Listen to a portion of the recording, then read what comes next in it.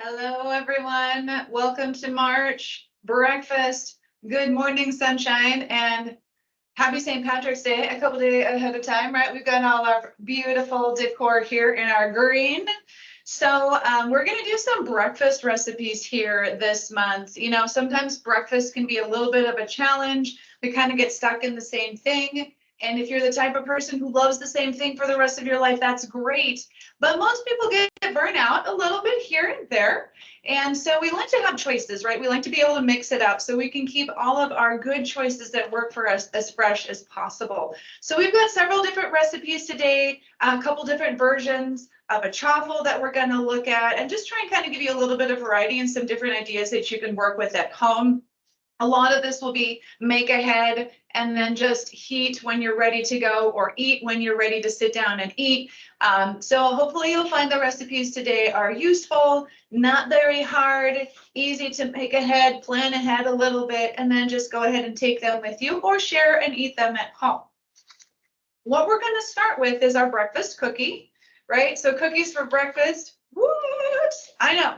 But we can come up with versions of cookies that actually are going to work for us. And it looks like a cookie, it tastes like a cookie, but it's got some really good nutrition in it. We've got a little bit of collagen powder. We've got some nuts and some nut butter. So we've got some protein coming in, a couple different versions of protein. So we're going to go ahead and get started. And what we're going to start with first is we're going to get our food processor, and we're going to use this. And just if you don't have a food processor, you can use a blender and kind of chop it that way. If you have a chopper, one of those hand choppers, or you can just get in here with the knife and chop some of these things up and then just stir them up. But really all we're doing is we're putting our coconut, we've got our unsweetened shredded coconut going in here. And then we've got our sliced almonds. So we're going to put those in there. We got our almond flour. That's our flour for this recipe.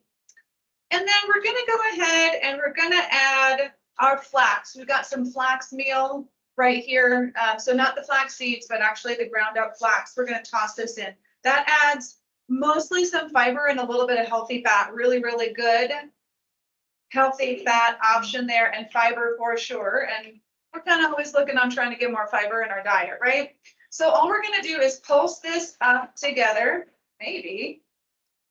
Amber, how come now it's not working? What do I have wrong here? Did you plug it in? It's plugged in. Turn on. Well, technical difficulties already. Promise we even tried it before class. The red light is turning on, but nothing's happening. Amber, you might have to come on camera to fix it. Is that it? Did I break it? I might have broke it. Oh, there it goes. Okay. We just needed her magical touch, I guess, right? So we're just gonna pulse. Nope, not working. That's great. Well, let's see what we got here. We got it broke up. Yeah, it kind of broke up, right? So we've got that in there. We're gonna pivot is what we're gonna do here.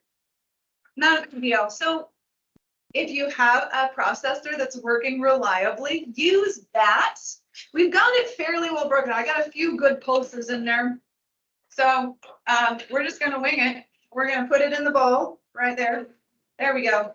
We'll set that off to the side. So once you got it chunked up a bit in your food processor that's working at home, or you really went at it with the knife or your blender, then we're going to add in some of our other ingredients here. So we're going to get in our sweetener. We've got a brown sugar-free sweetener, right? So that could be Swerve, that could be Splenda. There's some different options out there. And then we have to have our salt, of course, because salt brings forward the flavors that are in a recipe. Then we have some cinnamon, and we also have some baking powder. So I'm going to sprinkle that in. And then we have our collagen. So this is Vital Proteins unflavored collagen powder. You can find that in other brand names online. Amber just actually found a smaller bag of it at Trader Joe's. So if you have access to Trader Joe's, it was a smaller bag, so it was less expensive, under $10, she said, for that one. So that was, let's see, how am I going to do this? There we go. So you've got a few options there. So the nice thing with collagen, I won't talk too much about it since Amber might. She might share some info with you, but collagen is a protein, right? So it's a type of protein. We know protein is a building block of our bodies. And different proteins do different things. A lot of the protein, when we think about it, we're thinking about our muscles and eating protein to maintain our muscles, which is true. But collagen is a different kind of protein. Collagen really targets our connective tissues. So that means, of course, our skin, our hair, and our nails. So that's why a lot of ladies like to use the collagen because they want to try and maintain their hair with that. And so, and their nails, right? So we're doing that. But then a lot of people sometimes will use it as a joint supplement. It really kind of helps maintain healthy joints and some of those tendons, ligaments, really kind of keep those as youthful as possible. So a little bit of collagen mixed along with the other proteins that you naturally get from your other protein foods. That all is a good combination. And you actually get collagen in your protein foods. When you think of collagen, it's like the meat jelly after you cook some meat, right? So if you got the ham jelly or the turkey or the chicken, that gelatinous liquid, when it cools, it gets like a jelly. That's actually your collagen. So, you know, if you can kind of scoop that up and mix that back in, whatever you're eating or whatever you're making, you're maintaining the collagen that had cooked out of that meat, or if it had the bones in it, that had cooked out of the bones. And that's actually what we want to keep and mix back in with what we're eating. So now that we have our dry ingredients all put together, we've got to mix in the wets. So what we're going to do here is we're going to go ahead and we're going to get our nut butter. You can do peanut butter, you can do almond butter. We have almond butter. So we're going to go ahead and we're going to get that mixed in there. We had this sit out for a little while, so it was nice and soft, obviously. There we go. And then we want our egg, right? Pretty normal ingredient for a cookie. But then we have our flavors. So we've got our maple extract and our vanilla extract. So vanilla is pretty typical, right? We're kind of used to using vanilla extract. The maple extract, we got it at Walmart. This is what's going to make this cookie a maple cookie. And you don't have to have it in there if you don't actually like maple flavor. You don't have to do that. But you know, this is really, it's kind of like a maple flavored cookie is what we've got going on here. And I am telling you, I made my fair share of protein cookies and protein balls and all of that kind of good stuff. This was one of the best tasting ones I've ever tasted. Like it was crunchy. It was a little sweet, but not too much. It was kind of creamy with the nut butter. And then that maple flavor, man, it just really came through nicely.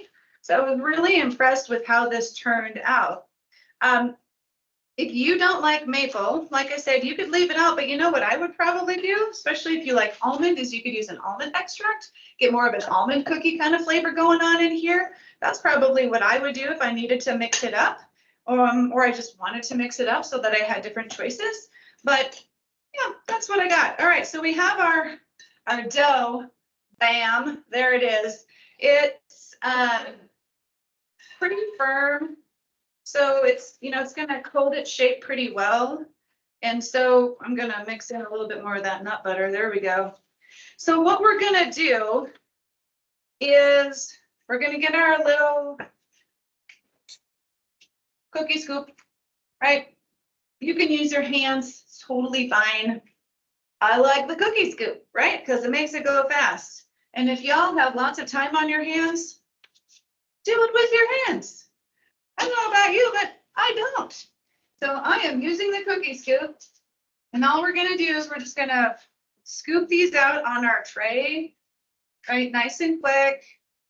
Nothing too fancy. And then I'm just going to smash them down. So I'll show them to you here in a second. Once I get them all on. I mean, could you leave them like this as balls? You could. The cooking time would probably be a little bit different. Probably need an extra couple of minutes. But we're just going to flatten them down so they're more like a cookie. They're going to cook at the time that's on your instructions.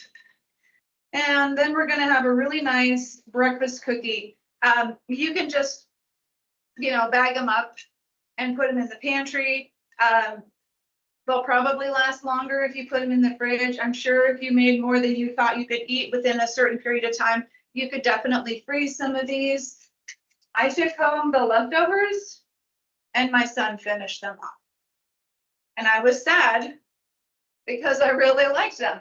Now, even my mom has asked me if I would save her one so that she could taste them afterwards. So I'm gonna have to make sure I set one aside so my son doesn't eat them all again. Little turkey. Okay, so we got them all here. My cookie scoops in revolt. There we go. So just gonna go ahead and flatten them out. Right, so if you want to pretty them up, you sure can. You know, if you want to make sure they're really nice, you could roll these all in your hands if you wanted to, and you could make them nice and perfect. So it just kind of depends again on what you have time for and what your bandwidth is. I'm just going to smash these out. Most of them look pretty good. They've got a pretty nice round, good edges to them. A little rustic look to them. There we go. Boom. Okay. There they are. Smashed right there. So we're going to stick these in the oven. They've got to go for, we're going to start with 15 minutes. And then if they look like they're not quite done, we'll add an extra 5. We've got 15 to 20 minutes on this guy. Amber's got my timer. And we're going to let them roll, right? We're going to move on to the next thing. So again, if you're like trying to prep a few different breakfast things for yourself and your family, put those in the oven, move on to the next thing. So we're going to take a commercial break. We're going to get this stuff out of the way. We're going to get set up for our next recipe, and I will be right back.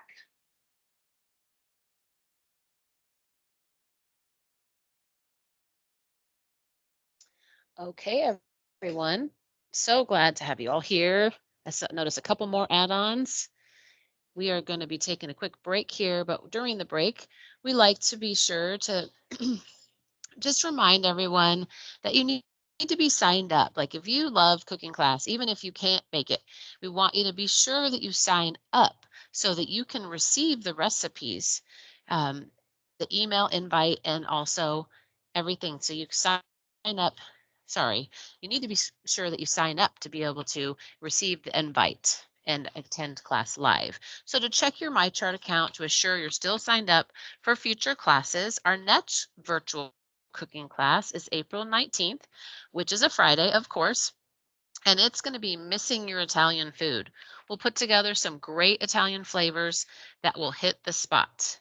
And then in the next Healthy Living series, we'll be talking about sleep, stress, exercise, and the importance of community and being with people that we care about so that we can really focus on those things and a little bit more about collagen that Jen was talking about. The reason why we used it in the recipe is that it's unflavored and you really can't notice it's there. So we're adding protein. We're helping you with your process, whether you're post-surgical, whether you're not having surgery. Anytime you have lots of weight loss, you and sometimes, most of the time, it's surgical patients that have the chance of losing hair, but collagen is really helpful for your hair, your skin, and your nails. Of course, we get it from food. We get it from protein that we eat, and our body also makes it. But it is awesome when you can add protein into a fun breakfast thing. I know a lot of people ask me, like, what can we take on travel? What can we take in the car? This is actually, even though we're highlighting it as a breakfast item, it's a great substitute for some of the breakfast bars or some of the protein bars that are out there. Just one cookie has only 5 grams of carbs and 9 grams of protein. So it's not 20 grams of protein, of course, but 1 gram I'm sorry, 9 grams is great. So for a little cookie when you're on the go. So I think, Jen, almost ready. I'll keep going. I got a couple more ideas on here, a couple more things. Also, the reason why I love collagen, I buy it myself. First of all, I'm super picky about sweet. Sometimes I don't like super sugary protein powders. So I love it because it really helps with your gut too. So a lot of our patients, like I said, non-surgical, surgical, they oftentimes, a lot of people, in fact, have gut issues, whether they have digestive issues, whether they have constipation or diarrhea. And collagen can really heal your gut when you have certain things that maybe you're on long-term antibiotics and you need to rebuild your gut. Then collagen is something that's really great for that. It also helps with blood flow, right? Getting that blood flowing, building our bones. It helps with joint pain. There's lots of other things too that you can do with collagen is that you can add foods like spinach and kale and cabbage, things like that. Those are the collagen building amino acids. And then of course, like I said, the animal sources. Okay, I think we're ready to go back to Jen. To turn off my mic.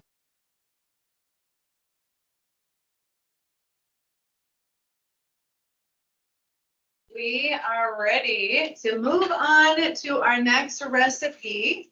And we're gonna do some chaffles this morning. If you've ever done chicken and waffles, I thought it would be kind of cool to do chicken and chaffles, right? So you can kind of get that same sort of vibe with your breakfast or your waffle, but now chaffle. And if you have not heard of a chaffle before, a chaffle is basically a waffle made from cheese and egg, and maybe they have some salt and a little bit of baking powder in there. So just a kind of couple basic ingredients. And so we're going to jazz it up just a little bit to kind of to fit in with the flavor profile that we're going for with chicken and waffles, which usually has a little bit of kick on it. So a little bit of kind of sweet and spicy usually is what you get with this. So what you first want to do is you want to chop up your chicken into more like finger or small sized pieces, because it'll cook faster, it'll marinate faster that way. And you know, the instructions say to go ahead and put your marinade in a bowl and your chicken in a bowl, and you can stick it in the fridge. Absolutely. That's a fine way to do it. I wanted to not dirty another bowl. And I find these are easier to fit into the refrigerator if you're trying to marinate. So I put the marinade in our chicken in the bag here, and I did it that way. Whatever is easiest for you and whatever you would prefer to do. So I'm just going to set those aside for a minute. And we're going to go ahead, we're going to make our coating, right? So we're going to put a little bit of a breading on this guy. So we've got our almond flour, right? Not an atypical item that we'll use for that. A little bit of coconut flour. Coconut flour is great, kind of helps absorb liquids, kind of keep things a little bit drier so we can get a little bit better crunch with that. Cheese, yes. So we got a 1/4 cup of our Parmesan cheese right here. We're going to toss that in as well. And then we've got our flavor. So we've got salt and pepper, your basics. But then we've got some garlic powder, some onion powder. We've got some smoked paprika. You could use plain if that's what you have, but we have smoked, and I think it adds a really nice extra flavor to it. And then a little bit of some cayenne pepper. So you can always make tweaks to those if you want to. If you like the spicy, leave the cayenne in. If you don't like it so much, just cut back on it. And then you'll have a little bit of kick, but not much, just a teensy bit of interest in there for yourself. And I'm just going to mix these all together. Right, nothing fancy here. It's going to get a good stir. There we go. So we've got our quote unquote breading, right? There it is. Basic. So what we're going to do now is we're just going to start pulling our pieces of chicken out of the bag. And I'm just going to start tossing them in here. If I was at home and doing this, I would probably pour off all the marinade down the sink, and then I would just pour all the chicken into the bowl. I'm not going to do that today, but that would be an easy way to do it, you know, in your house. So we're just going to kind of toss these all in here, and we're just going to give them a really good toss in the bowl with the breading. We've done something like this before when we made some chicken fingers and we had a pork rind, kind of a breading that went on that. And I gotta tell you, like, even if you can't marinate your chicken, chicken's usually fairly moist, right? And so the breading will stick somewhat to it. And when you're trying to think about maximizing your protein, because you don't have a lot of space in your stomach, maybe if you've had a weight loss surgery or you're not too far from it, or you're just trying to maximize your protein because that's part of your eating plan and that's one of your goals, you want to keep the extra breading type kind of things pretty light, pretty small, pretty thin. So even though this isn't your standard breading that you're probably not supposed to do or do too often, we still want to keep it small. So it just adds crunch and it's just going to add flavor, and that's it, right? That's what we're going for here. So now we're going to go ahead and spread this all out on our tray. We'll bring that right here to the center. And I'm just gonna lay them all out. We're gonna try and spread them out here. You know, we want the even cooking. So I'm gonna get them all spread out here on my parchment paper. Do you have to use parchment paper? No. If you cook without parchment paper after that, will you decide you want to use parchment paper? Yes. Because these are gonna stick, y'all. They're gonna stick. And because we've got the Parmesan cheese in here, that is really gonna stick. And then you're going to lose some of that on the pan. So we're just going to go ahead and do that. Now, what we'll want to do is stick these in the oven. These are pretty small. They're not going to need a lot of time, maybe 10 to 15 minutes. So basically, as soon as our cookies come out, we're going to go ahead and put this in so that we can get that baking. And we're going to get this stuff set off to the side. Then we're going to move on to our actual chaffles that we're going to do. So there's a lot of different variations of chaffles. Again, I kind of gave that basic, but a lot of good creative folk have done work for us and have figured a lot of things out. And so this one's going to look a little different than your standard. I think I got everything over here. All right. So first, what we want to do is we're going to go ahead and we're just going to start looking at combining our ingredients. So we're going to do our dry first. And we've got our almond flour. We've got a cup of almond flour. We're going to put that. That's going to give us a chunk of the bulk of what our batter is going to be. A 1/4 cup of coconut flour. So I know we kind of mentioned this before, but if you've not heard us say it or you've not been here before, coconut flour is not the same, right? Coconut flour is extremely absorbent.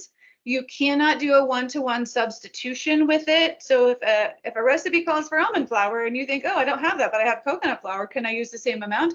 The answer would be no, right? So you really want to make sure that either you practiced a lot with it before and you kind of know how to make adjustments, or you find a recipe that was built with coconut flour as part of it and use that amount so that it doesn't give you a really weird batter or product at the end. So we got our coconut flour, we got our almond flour in there. We're going to add some salt, and then we're going to add some of this baking powder, and then we have some psyllium husk powder.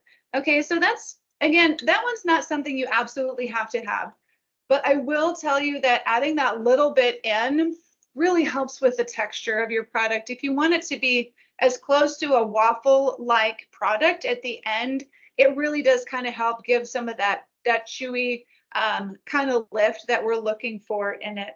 So we're just going to put all of these here together. I'm going to toss them all about, combine them, if you will. And then we're going to move on to our wet. Now, if you were, just so you know, if you were using a dry sweetener, so I know that the recipe says a granulated sugar substitute or the monk fruit, you know, maple syrup or a liquid. So if you have a dry sweetener, put it in with your dry ingredients.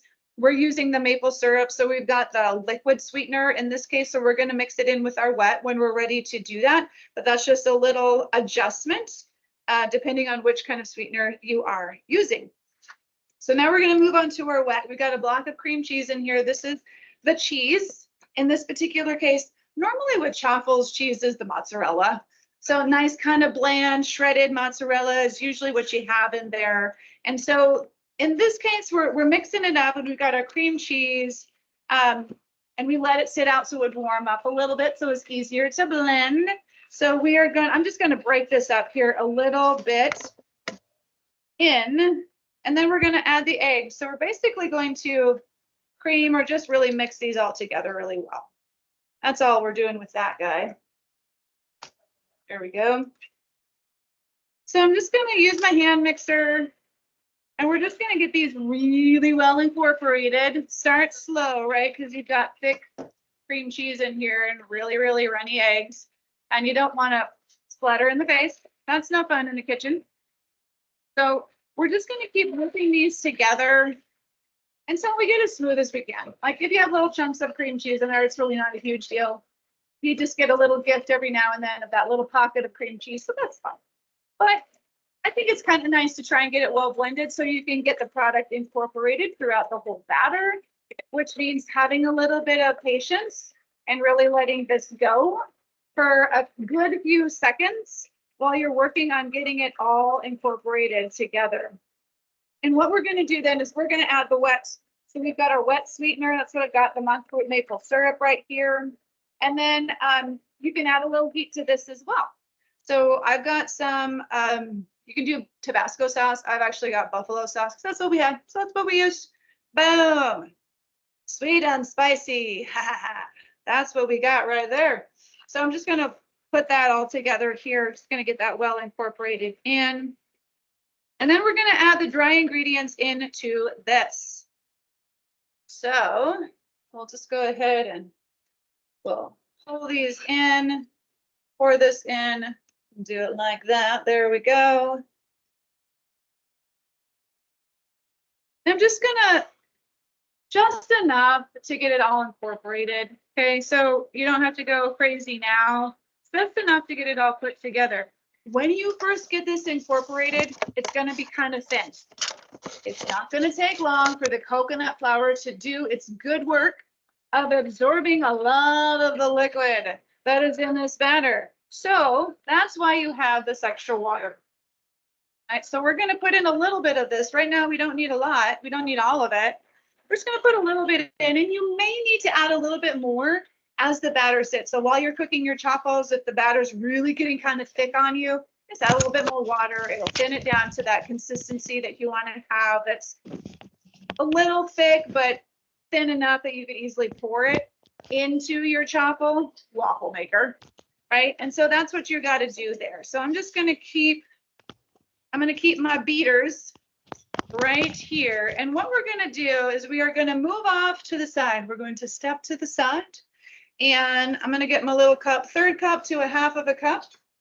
Oh, and are the cookies out? Cookies are out. Chicken's going in, people. Awesome. There we go. You got timer? All right, cool. So 10, 12 minutes, little pieces cook fast. That's why we like little pieces. So, so we're going to put those in there and let that go. Third, maybe half a cup. It really kind of depends on how big your waffle maker is. If you have kind of a big standard Belgian, which is what I have right here, so that's what we're using today, you might need more than the third of cup. So it really kind of depends on really the size of your waffle maker. So yeah, if you're able to move me over this way, right over here, I'm gonna do this like that so y'all can see. We're gonna go ahead and pour this in. I kind of did, I'm gonna do a little bit more. I'm gonna spread it out a little bit. So I did a healthy third of a cup, which is probably closer to a half a cup in this guy. And we're gonna let that go. And then we're gonna flip it here in a second. We're gonna give it the flip. And what you're looking for is, probably 3 or 4 minutes. Steam's gonna come out of it. Typically, you're kind of looking for the steam to slow down or to essentially stop. So that's the kind of time period you are looking for with that. And then you get, you'll get several, 5 or 6 chaffles out of this, most likely, again, depending on exactly how much you put in and the size of your waffle maker. And then you'll just need to keep an eye on your batter. So you can see the thickness. This stuff is still pretty pourable, right? It's thick, but it's still pretty pourable. So at the end, you might have to add a little bit more water to it. That's fine. You can totally do that. But now pretty much we're waiting for our chaffle to finish. Our chicken is in the oven. Let's show the cookies here real quick. Thank you. So our cookies came out Looking really good, y'all. Bada bang, bada boom. Yeah, so see, nice and pretty, a little bit browned around the edges, not too much, but a little. These are going to be really, really good, really healthy way to get protein, some healthy fats in, a little bit of healthy carbohydrate from those nuts and nut butters. So good for you, good for anyone else in your family, especially if you got a sweet tooth or you want your kids to eat something a little bit better. And for them, this is like a treat, right? So I'm going to set these to the side. We're going to let these cool. And then we're going to go ahead and take a commercial break. We're going to move on. That shuffle will come out here in a minute or two. And then we'll move on to our next recipe, y'all. There we go.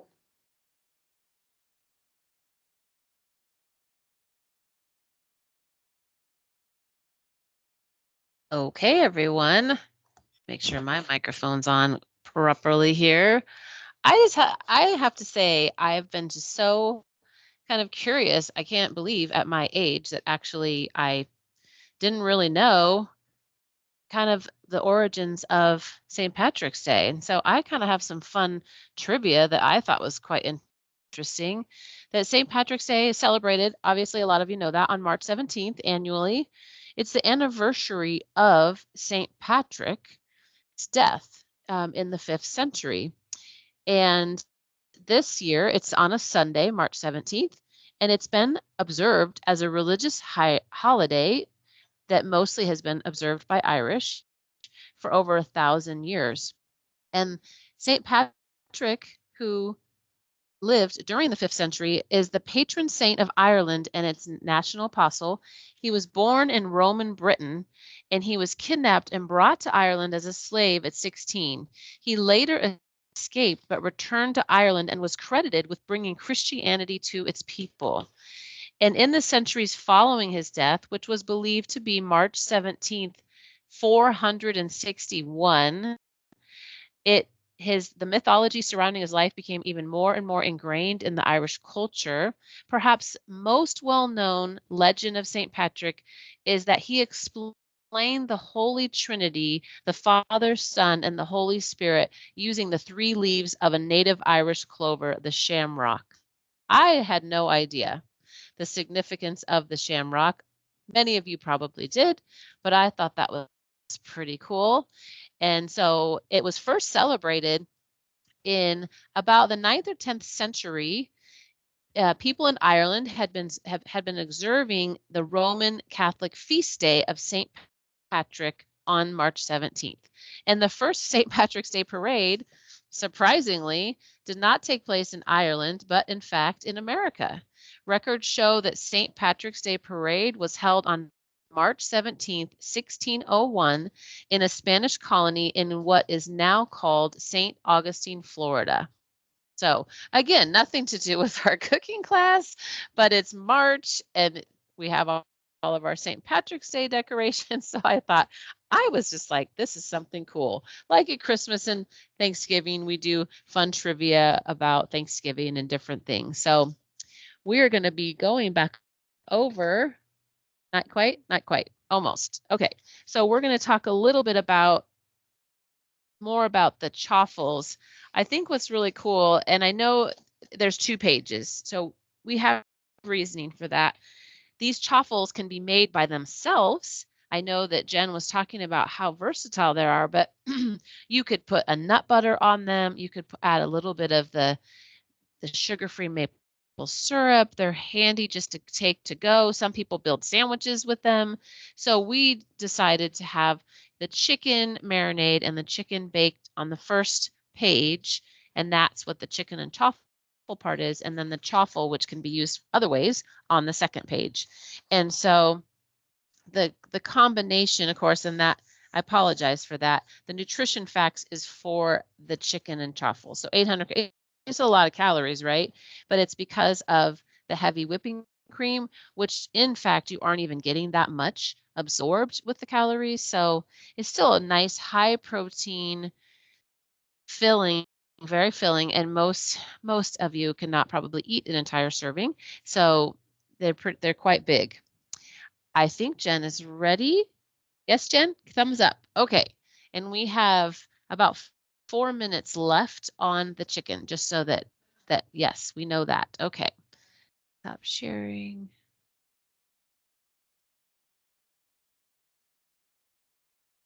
There you go. All right, you guys, welcome back. So we're ready to move on. So yes, as Amber mentioned, we've got two different kind of chaffles going here. We've got the chicken and chaffles, which is going to be a more of a kind of a sit down situation, right? So if you're a weekend or you have a free morning and you can make this and you can sit down and eat and enjoy it, or breakfast for dinner, which also is very nice. That's where your chicken and chaffle combo might be really, really great. But we also wanted to provide you with a little bit of more of an on-the-go kind of an option. So basically, we're putting it all together. We're having the chicken, we're having the chaffle, we're calling it a fried chicken chaffle, even though we're not frying it. But you know, why not? So what we're going to have here is a more of a Lego My Eggo version. We're going to have the chicken. It's going to go in this nice, cute little waffle maker right here. So mini waffle maker. And if any of you have those, I know they're a lot of fun. They're also at Costco right now. If you like that kind of thing, they're there. So we're going to actually put all of those ideas and ingredients together. And basically, you dump it, you stir it, and then you plop it into your little waffle maker here. One thing to note, you can do this a couple different ways. We kind of wanted to go for the easy, throw it all together. You just go ahead and put it in your little waffle maker. What you could do if you want to is you can hold your pork rinds out of the recipe, and you can hold one of your eggs out of the recipe. Put everything else together, cook your waffle, chaffle. And then what you can do is you can do a little bit of an egg wash. So with your other one egg, you can kind of dip or wash that chaffle with the egg, and then you can dip it in your pork rinds. And then if you want to put them in a pan with just a tiny bit of oil, you can kind of pan fry them and get more of that actual fried chicken kind of a feel with them, a little bit more crunch on those. Or you can even lay them out on a cookie sheet and stick them in the oven and get some of that crunch going that way as well. So you've got options here with this one. We're going to go the quick and easy route. We're just going to go ahead and put it all together, and we're going to go ahead and put it in our tiny little chaffle maker here. So I'm just going to dump. We got our 2 eggs because we're putting it all together here. We've got our mozzarella cheese, the standard cheese that we usually see here with our chaffle recipes. So if you go online and you're Googling, if you're looking for Chef Google, for some help from Chef Google, then that's likely what you're going to see most of the time. Almond flour as well. And then we've got just a couple ounces of some canned chicken. So this recipe uses about half of a can, I felt like, of the 5 ounce. So I got a 5 ounce canned chicken. I split it in half. So we got about half of that in here. These don't have to be perfect, y'all, right? So we don't have to worry about that. A little bit of the sweetener again. So we got a little bit of this monk fruit maple syrup sweetener, and then our pork rinds. So that's going to be some of the bulk and the crunch of all of that. And we're just going to stir this together, all together in here. And you're kind of looking, you know, to have, I would have your chicken already broken up a little bit for you, you know, not in huge chunks. So I had kind of just mashed it around a little bit before I actually got it ready for the recipe this morning, and had it all, so just it would stir in a little bit easier for me. Otherwise, you just want to get your fork out and just break it up while you're mixing everything together here. So all you got to do is give it a really, really good mix. And then what we're going to do is we are going to go ahead, got our cute little guy here, and I'm just going to go ahead and spoon a little bit of this in. And we're going to go ahead and let this go. There we are. So same kind of thing with this. This one gets really hot. 3-4 minutes probably with this guy. You can go ahead and let that go and cook until you feel like it's done. So 3 or 4 minutes usually, again, looking for that steam to really start to slow down and see that steam essentially disappearing for yourself. It should lift fairly easily out of your waffle maker. So if it's still really stuck, it's probably not quite done. And of course, it should have that nice kind of crisp brownness to it, so that you can get a nice crunch, right? Because chaffles/waffles usually have a nice little bit of a crunch to them. And texture is really important, right? So if you've been kind of stuck with a certain texture, like if you've had surgery with us, you're on the soft diet for a little while, and soft food gets a little old, right? We're looking for some crunch and some texture. So these are still going to be fairly soft, but you can still get a little bit of that crunch on them. These are great for make ahead. That's really kind of more of the intention with this recipe, is looking at making it ahead so that you can let them cool. Then you can go ahead and, I think our chicken is done. You can let them cool. You can refrigerate them so that they'll last, or you could even stick them in the freezer. I'm going to say a couple more minutes, Amber. Got it. Yeah, so we had them in for 10. Yeah, a couple more minutes, I think, on that. Oh, okay. She had them in for 12. We're adding a couple extra. So these I think are great if you can pre-make, lay them all out, cool them, and then you can either just stick them in the fridge, just bag them up, or put them in a container and stick them in the fridge. And then you can heat them up in the oven, or you can Lego my ego in your toaster and do it that way. You can just microwave it if you want. That'll warm it. It'll be soft. It won't be crunchy, but you can do that too. And these are actually, I think, something that you can use for a lot of different applications, right? So you can just heat it, grab and go. You can freeze them if you want to make a few batches and stick them away for later. But these can be just for a heat, grab and go. You can heat them up. You can sit down. You can do a little bit of the Lakanto syrup on top. You can do some of the chia jam that we're going to be looking at here in a few minutes with our next recipe and put that on top. As Amber was saying, nut butters. These are kind of nice and small. I think that these are burger bun size. These are sandwich size. So again, depending on where you're at, right? If you've got kind of a volume situation going on for yourself, surgery, weight loss medications, anything that's really kind of restricting the volume for you in some way, we want to have small and compact. So small like this, again, the burger bun sandwiches are great. I also think as a pizza crust, like this is kind of heading towards even that pizza crust possibility here. So you could certainly use this for several different applications. And I'm going to go ahead and flip this guy out of here. Yeah, that's good. There it is. All right, I'm going to try not to burn myself, y'all.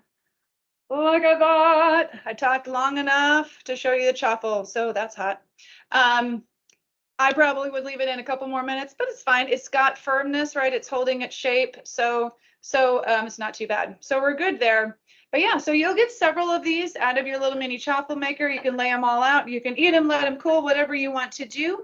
We will put it on a plate. Shirley will make it look beautiful. And then we're going to pull this chicken out, and then Shirley's going to plate that with the big chaffle that we made earlier, so you can get kind of an idea of how you can put that chicken and chaffle together. She's very good at beautifying, so we're very happy to have her make our food look beautiful, because we do eat with our eyes, not just our mouths and our noses. Okay, y'all, it's time to break. We've got one more recipe we want to show you this morning. It's kind of a nice, quick, and easy one. No cooking required, at least for the base. And then we'll show you the other pieces that go with that. And I will be right back.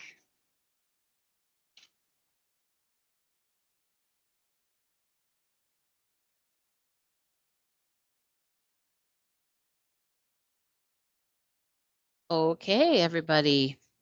We've got our, let's see. No, there's another break after this. All right. What I wanted to talk to you about a little bit, but it's kind of ahead of the time because we haven't talked about the granola yet.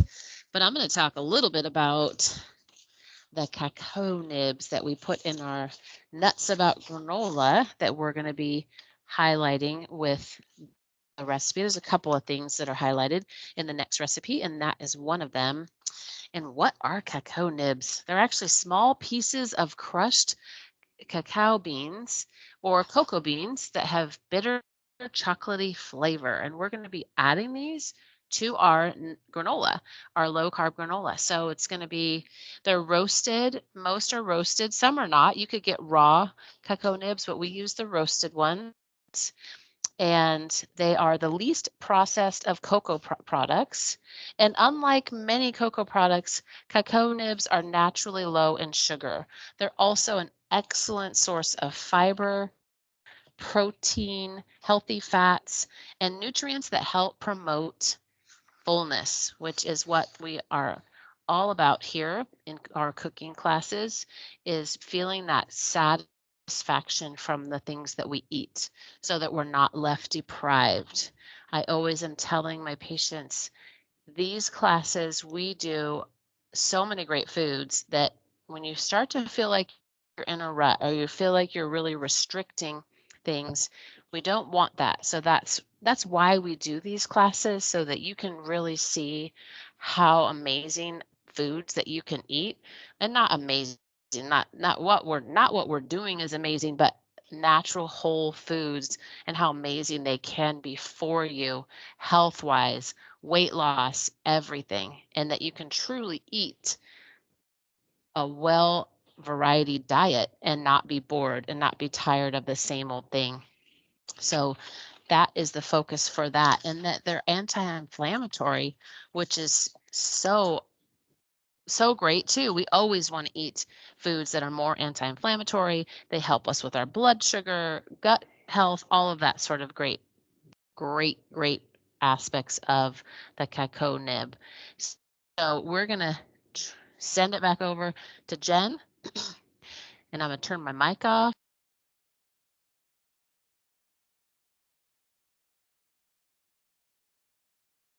All right, everyone, we're back.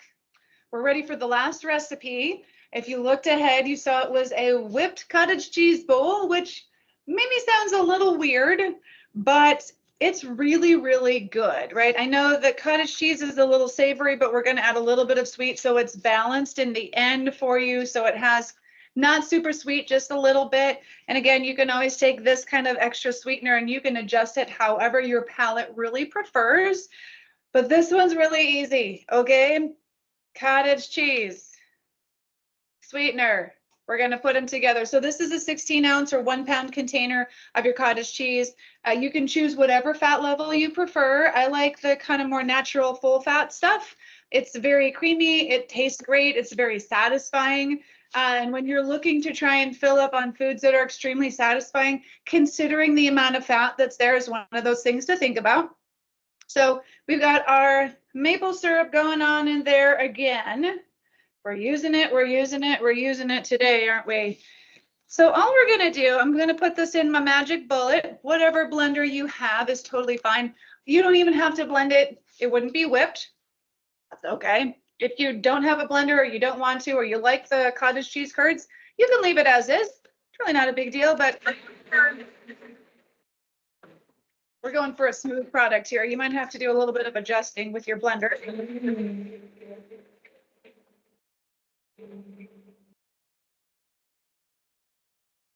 I'm going to do a little bit more shaking, and then I think we will.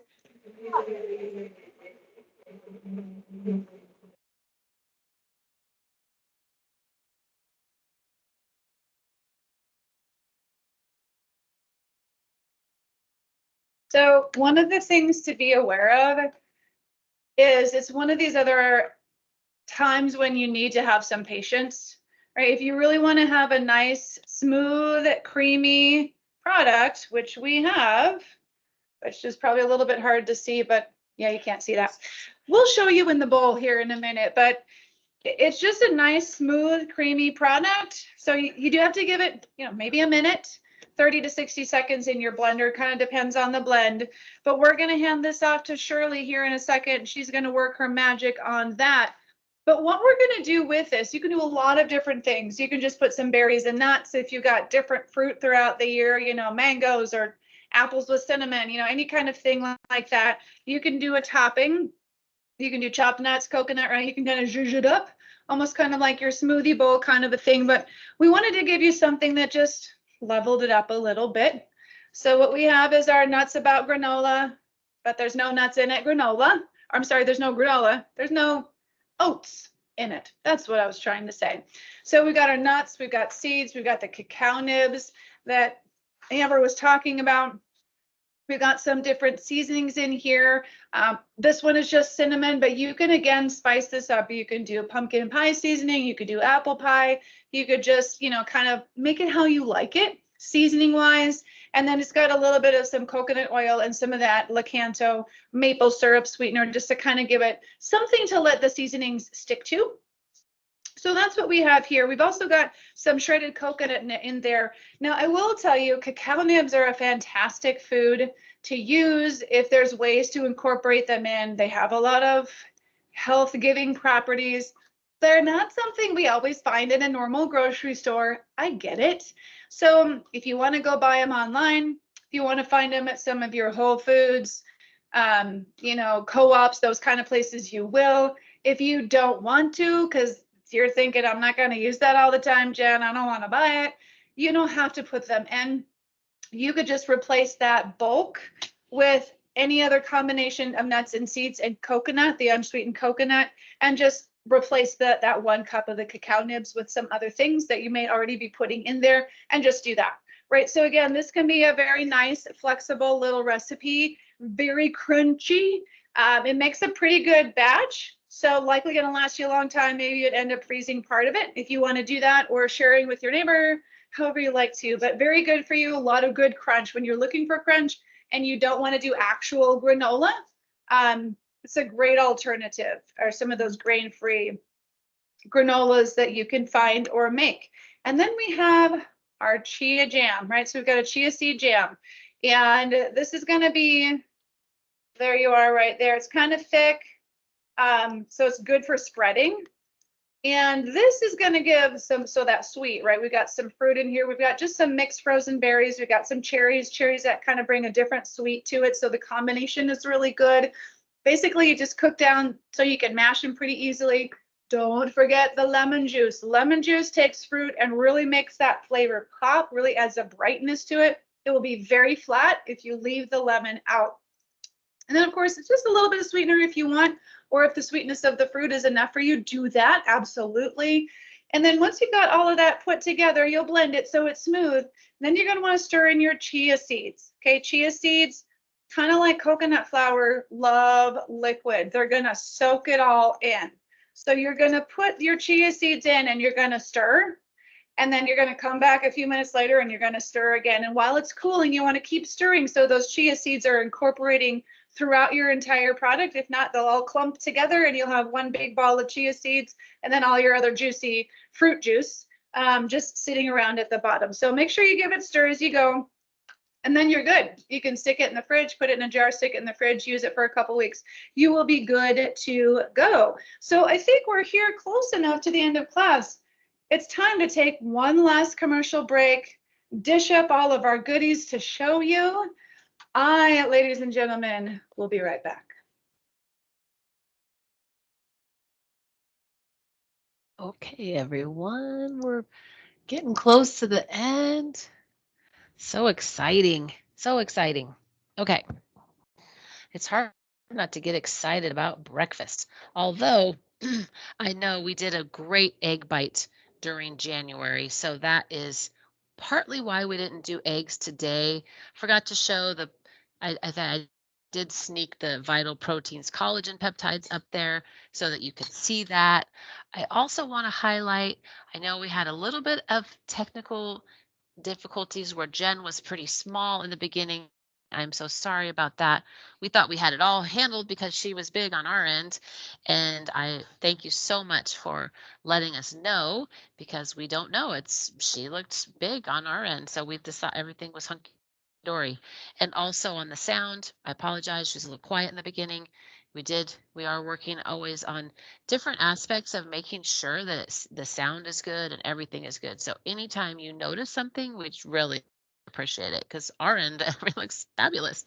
We want you to be able to see these, or if you have someone that you know that's like, hey, I would love to watch that cooking class. So we have a channel on St. Luke's Health System. And if you were to Google into YouTube, St. Luke's Health System, you might see others or other hospital systems that have the name St. Luke's. So you want to look for that blue cross.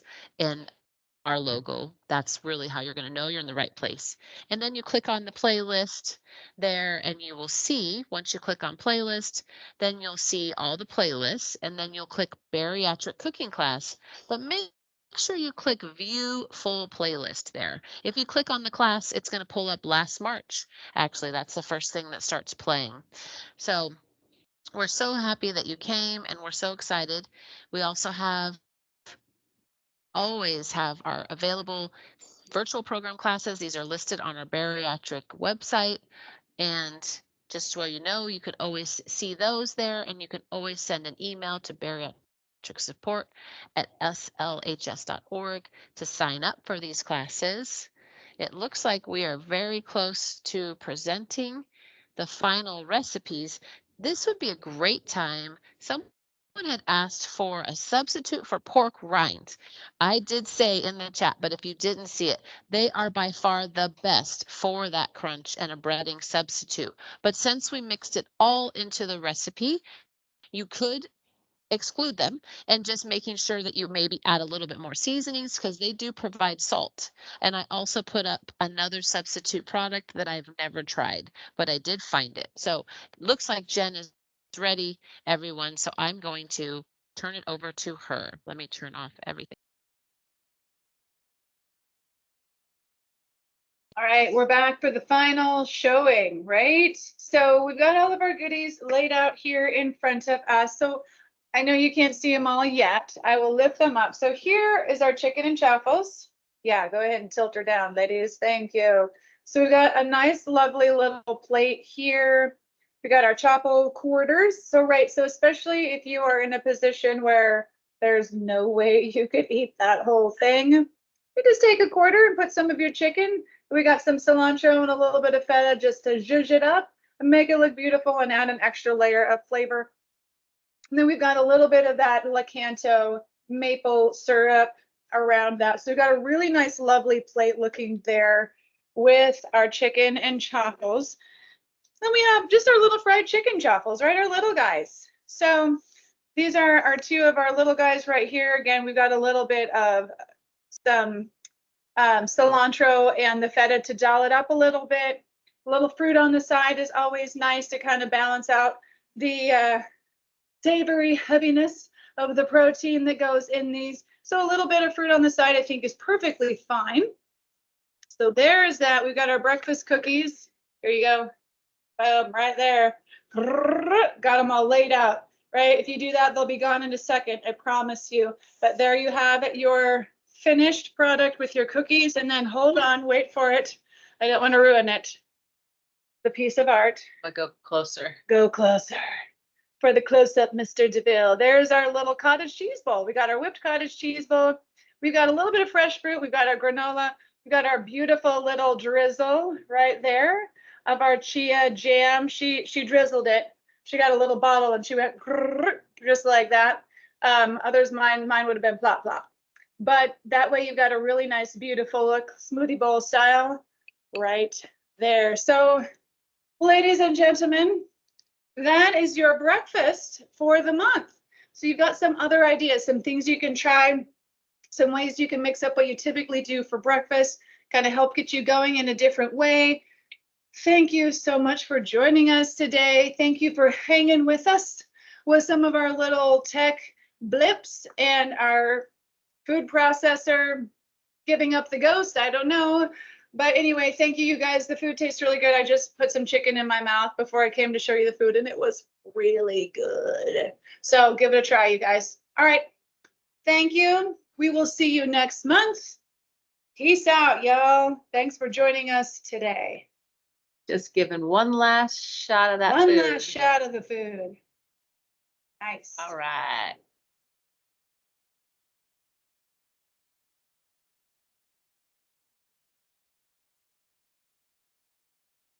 It looks like she's dancing. Let me just say thank you all. 12 exactly. Wow, we nailed it. I thought for sure we went over. Okay, thank you all so much for coming. I even learned, presenting to all of you today. I love hearing about different things, always wanting to know more about everything. There was so much more I could have talked about with nutrition and pumpkin seeds.